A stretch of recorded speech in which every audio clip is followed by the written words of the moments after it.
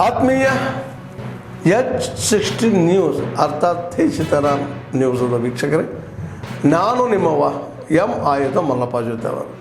ತಾವು ಈಗ ಸುದ್ದಿಗಳ ಲೋಕಕ್ಕೆ ಎಂಟ್ರಿ ಹೊಡಿತಾ ಇದ್ದೀರಿ.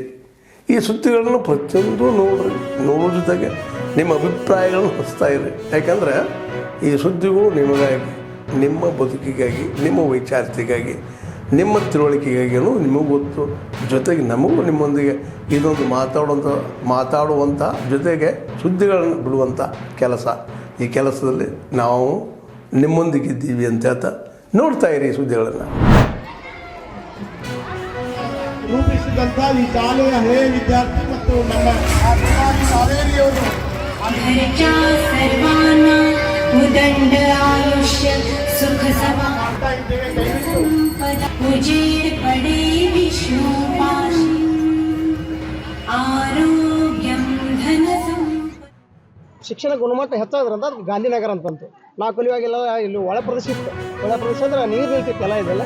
ಅಲ್ಲಿ ಮಾರ್ಕೆಟ್ ಅಂತಿತ್ತು. ಈಗೆಲ್ಲ ನಮ್ಮ ಒಳ್ಳೆ ಟೀಚರ್ಸ್, ಒಳ್ಳೆ ಶಿಕ್ಷಣ, ಮಕ್ಕಳಿಗೆ ಒಳ್ಳೆ ಗುಣಮಟ್ಟ ಐತಿ. ಹಿಂಗಿರೋದ್ರಿಂದ ಒಂದು ಗಾಂಧಿನಗರಾಗಿ ಶಿಕ್ಷಣಕ್ಕೆ ಭಾಳ ಒತ್ತು ಕೊಟ್ಟೈತಿ.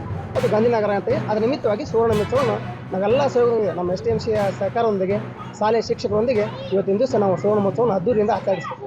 ಮೊದಲು ಕಿರಿಯ ಪ್ರಾಥಮಿಕ ಶಾಲೆಯಾಗಿ ಆ ನಂತರ ಇದು ಉನ್ನತ ಸ್ಥಾನಕ್ಕೆ ಹೊಂದಿ ಸರ್ಕಾರಿ ಹಿರಿಯ ಪ್ರಾಥಮಿಕ ಶಾಲೆ ಎಂದಾಯಿತು. ಅದೇ ರೀತಿ 94-95ರಲ್ಲಿ ಬರೀ ಗಂಡು ಮಕ್ಕಳ ಶಾಲೆ ಇತ್ತು. 96ರ ನಂತರ ಇದು ಹೆಣ್ಣು ಮಕ್ಕಳಿಗೂ ಅವಕಾಶವನ್ನು ಕೊಟ್ಟು ಇಡೀ ನವಲಗುಂದ ತಾಲೂಕಿಗೆ ಪ್ರಪ್ರಥಮ ಸ್ಥಾನದಲ್ಲಿರುವಂಥ ಒಂದು ದೊಡ್ಡ ಶಾಲೆಯಾಗಿ, ಅದು ಸರ್ಕಾರಿ ಶಾಲೆಯಾಗಿ ರೂಪುಗೊಂಡಿದೆ. ನನಗೆ ಹೆಮ್ಮೆಯ ಒಂದು ವಿಷಯ ಆಗಿದೆ. ಇಲ್ಲಿ ನಾವು 50ನೇ ವರ್ಷದ ಒಂದು ಈಗ ಸದ್ಯ ಈ ವರ್ಷಕ್ಕೆ 55 ವರ್ಷ ಆಯಿತು. ಅದನ್ನು ಒಂದು 50ನೇ ವರ್ಷದ ಒಂದು ಸುವರ್ಣ ಮಹೋತ್ಸವವನ್ನು ನಾವು ಬಹಳ ಅದ್ದೂರಿಯಾಗಿ ಕಾರ್ಯಕ್ರಮವನ್ನು ಹಮ್ಮಿಕೊಂಡಿದ್ವಿ. ಮಕ್ಕಳಿಂದ ಎಕ್ಸಿಬಿಷನನ್ನು ಮತ್ತು ಪ್ರಾಣಿ ಜೀವಕೋಶ, ಸಸ್ಯ ಜೀವಕೋಶ, ಹಲವಾರು ಸಿಲೆಬಸ್ ಸಂಬಂಧಪಟ್ಟಂಗೆ ಬಹಳಷ್ಟು ವಿಷಯಗಳನ್ನು ಒಳಗೊಂಡಂತೆ ಎಕ್ಸಿಬಿಷನ್ ಮಾಡಲಾಗಿದೆ. ಮತ್ತು ಮಕ್ಕಳಿಗೆ ಅದೊಂದು ಇದರಿಂದ ಬಹಳ ಸ್ಫೂರ್ತಿದಾಯಕವಾಗಿದೆ.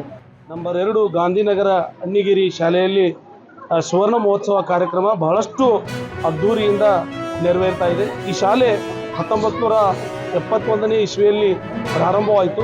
ಇವತ್ತಿಗೆ ಈ ಶಾಲೆ ಪ್ರಾರಂಭವಾಗಿ ಸುಮಾರು 55 ವರ್ಷಗಳು ಕಳೆದಿವೆ.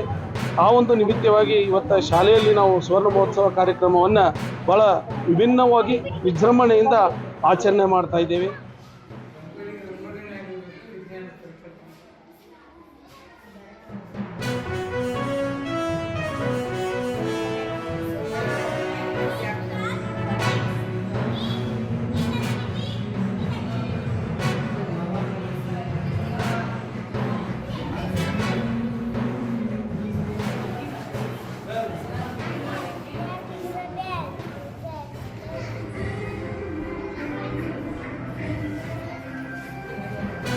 ಬಂದಾಗ ಚಂದ್ರ ಕಾಣದಂತೆ ಮರೆಯಾಗುವುದೇ ಚಂದ್ರಗ್ರಹಣ. This is about these are used. These are fruits. Thank you. Target ये है कि जो पावर है इसकी एक्सेसिबिलिटी ये आज हर किसी की हो, हर समय के लिए हो. तो हमने देश में टारगेट रखा है कि 100% हाउस होल्ड इलेक्ट्रिफिकेशन ये हमारी हो. और उस ओर हमने काफ़ी काम किया है. जैसे भी सौभाग्य योजना है उसमें पिछले वर्ष में 2,86,00,000 हाउस होल्ड्स को ये हमने टारगेट पूरा किया है इन घरों को मकान यानी देने का. आज कुल मिलाकर 34 करोड़ हमारे जो हाउस होल्ड्स हैं उन सबको बहुत इंटीरियर में अगर थोड़ा छोड़ दिया जाए तो प्राय 100% विलेजेस को इलेक्ट्रिफिकेशन हो चुकी है. DDU-GJY ये जो योजना चली, दीनदयाल उपाध्याय ग्राम ज्योति योजना, इसमें हमने पिछले वर्षों में 18,374 ऐसे दूर दराज के गांव जहां पावर नहीं थी, इस योजना में विशेष तौर पर उन गांवों के अंदर पावर हमने दी है.